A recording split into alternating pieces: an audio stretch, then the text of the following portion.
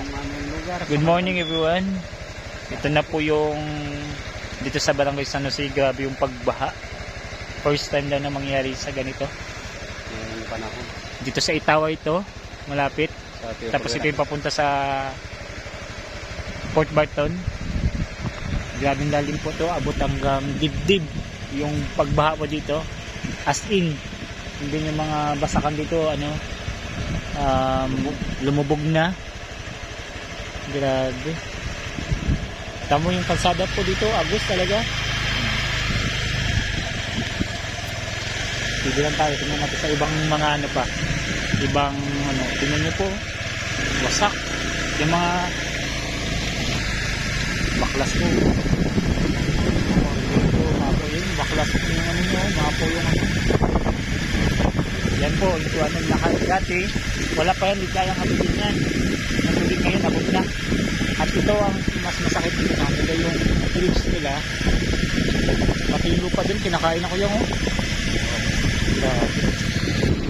ito yung tulay. Yan, dapat. Swak talaga yung tubig ko. Ganyan. Buti nga pasalamat sila na yung tulay talaga, hindi rin talaga umapaw, no? Malaki pa rin talaga. Ayan. Tingnan po yung ito na yung pagubit ni Pagod.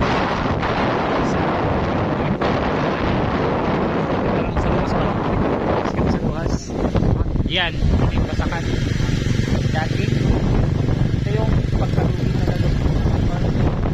Hindi na talaga namin yung pagbilis. Grabe, parang gusto lang dagat natin. Basakan.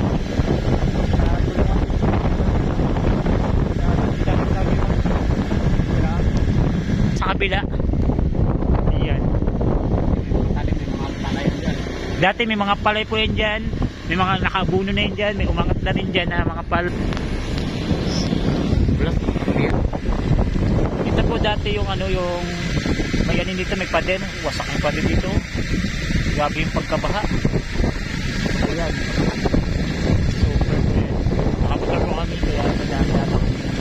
Yan. Kung nakikita nyo po talaga dito dati yung mga tanim yan dito. May mga kalabaw. Yan. Inangat na po nila yung mga alaga nilang kalabaw. Baka. Kasi baka malunod ba.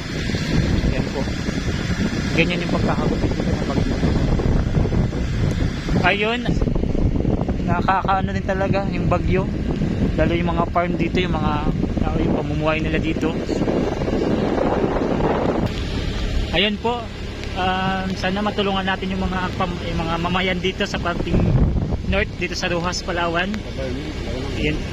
Hindi pa natin alam yung ibang mga ibang party ng north like El Nido, Taytay, Dumanan, kung ano yung mga lugar nila sitwasyon.